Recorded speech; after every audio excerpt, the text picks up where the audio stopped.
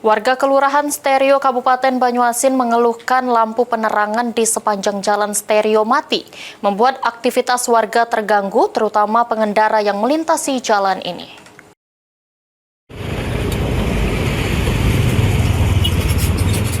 Lampu penerangan jalan di Kelurahan Stereo Kabupaten Banyuasin dikeluhkan warga karena banyak yang mati.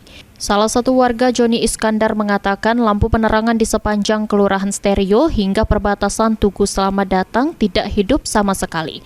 Matinya lampu jalan membuat aktivitas warga terganggu, terutama pada malam hari, karena menyulitkan warga beraktivitas, terutama pengendara karena bisa menyebabkan kecelakaan lalu lintas. Kalau masalah penerangan untuk di wilayah Kelurahan Stereo ini, Pak, kurang aktif penerangan. Terus kalau dipantau setiap malam ada yang hidup lampunya, ada juga yang tidak, Pak. Nah, ada apalagi di perbatasan Tugu yang baru dibangun itu mulahnya memang hidup, sekarang tidak hidup lagi, Pak.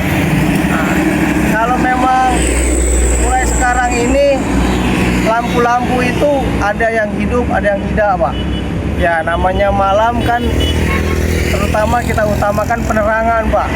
Terutama penerangan itu rawan dengan laka lantas, motor-motor, karena kan tidak terang jalannya, Pak. Joni Iskandar berharap agar pihak pemerintah kelurahan maupun pemerintah Kabupaten Banyuasin untuk memperhatikan kondisi lampu jalan di Kelurahan Stereo dan segera melakukan perbaikan agar tidak mengganggu aktivitas warga maupun pengendara. Ridho Ilahi, PAL TV.